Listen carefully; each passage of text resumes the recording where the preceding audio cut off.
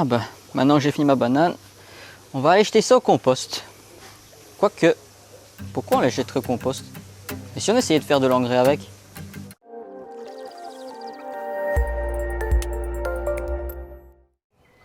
Bonjour à tous, donc ici nous nous retrouvons pour une nouvelle vidéo qui va être consacrée à la vasque d'été. Donc si vous vous souvenez bien, nous avions changé la vasque au printemps, au mois de mai. Et donc vous pouvez voir que sur un mois et demi, elle a très bien évolué, en sachant bien qu'elle n'a pas encore eu d'engrais. Donc on va commencer l'engraissage à partir d'un mois et demi après la mise en place. Et donc ici on va se servir de la peau de banane ici pour justement faire notre engrais, pour justement éviter de gaspiller. Alors bien sûr, si on ne fait pas d'engrais avec ça, on peut très bien imaginer de les mettre dans le compost.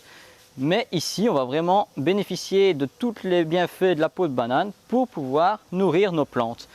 Donc la banane est très riche en potassium, en phosphore, en calcium, en magnésium. Et ce sont tous des éléments qui vont favoriser le développement des bourgeons, des fleurs et favoriser l'enracinement aussi. Et c'est ce qui va permettre d'avoir une abondance de fleurs, comme vous pouvez le voir ici. Et la vasque est seulement au début de sa croissance. Ici, ça va se développer jusqu'aux premières gelées de l'hiver.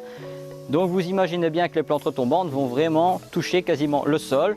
Les sauges, les goras, etc. vont monter en hauteur. Alors ici, le dipladénia, malheureusement, le petit qu'on avait placé n'a pas su se développer assez vite par rapport aux autres plantes. Et pour éviter qu'il ne souffre, nous l'avons remplacé par un plus grand. Donc ça permet de gagner au niveau de la place et de la pousse. Et donc voilà. Donc maintenant que nous avons vu que la banane était très riche en oligo-éléments, il faut savoir comment la préparer. Ça, nous le ferons à la fin. Ici maintenant, nous allons voir quel type de plante aime les engrais à base de peau de banane. Ici donc on a les fleurs annuelles, donc tout ce qui est géranium, surfinia, fuchsia, etc. Tout ce qui se trouve dans vos jardinières peuvent bénéficier de la peau de banane. Après, donc vous pouvez le faire en macération comme nous allons le faire. Mais vous pouvez, lors de plantation, planter en dessous de votre plante la peau en elle-même. Elle va se décomposer et va nourrir le sol naturellement. Vous pouvez les mettre dans votre compost. À force, ça va se mélanger aux autres déchets et ça va former un mélange assez homogène et complet.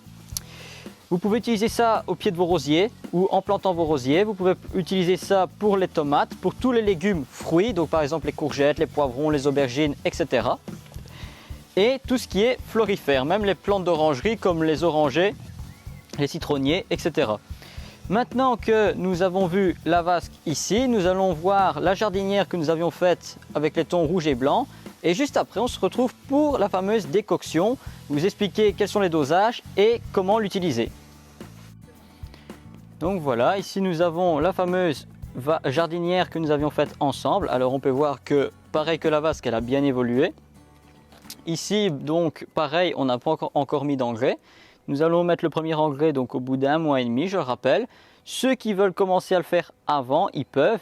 Mais attention, je conseille quand même d'attendre un bon mois avant de commencer. Pourquoi? Parce que le terreau qui est de base dans la jardinière est riche en oligo-éléments qui vont faire effet pendant un moment.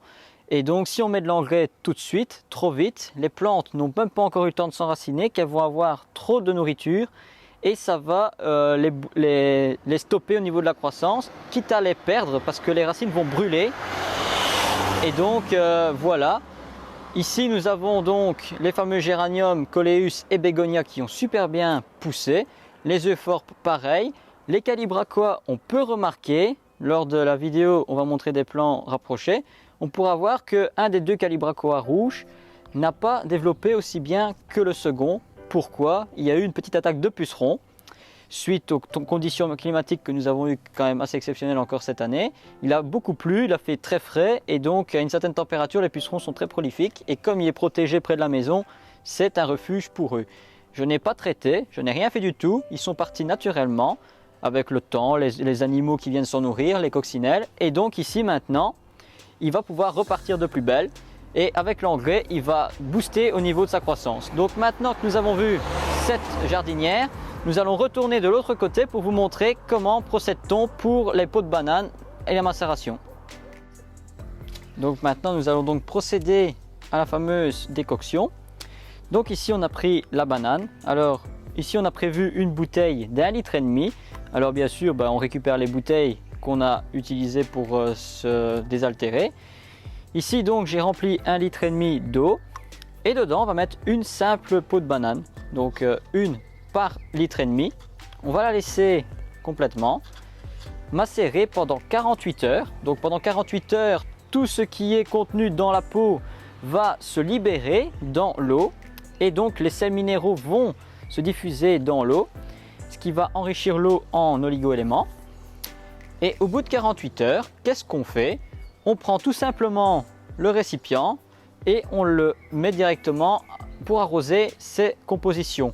Il n'y a pas de surdosage à mettre, il n'y a pas de dilution à faire. Il faut vraiment utiliser le produit pur comme ça, c'est pas très dangereux.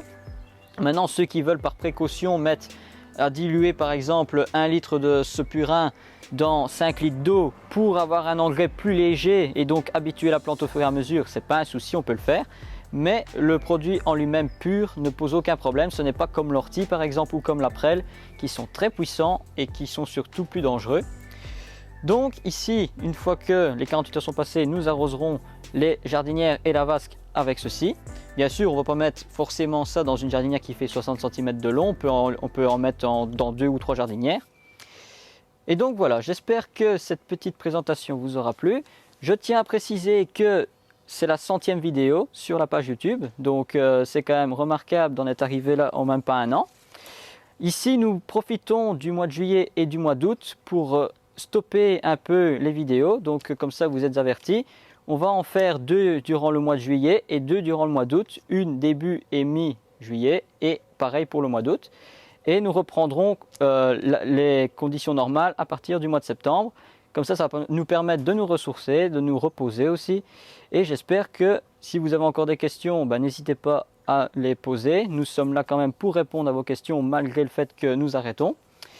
Et donc on se retrouve très bientôt pour la nouvelle vidéo. J'en profiterai aussi durant cette vidéo pour vous montrer toutes les jardinières sans exception. Comme ça vous pourrez avoir différentes idées, différents styles de jardinières que je n'ai pas forcément présenté parce que sinon ça allait trop long. Et je tiens à remercier aussi tous ceux qui m'encouragent, tous ceux qui nous soutiennent et surtout celles qui se trouvent derrière la caméra qu'on ne voit pas souvent. C'est ma copine qui elle fait les vidéos avec moi et qui filme, donc n'hésitez pas à lui laisser un commentaire, un petit encouragement à continuer aussi car ce qu'elle fait c'est génial. Donc merci de nous avoir écoutés, bonnes vacances à tous et à très bientôt pour une nouvelle vidéo sur la main verte. Bonnes vacances!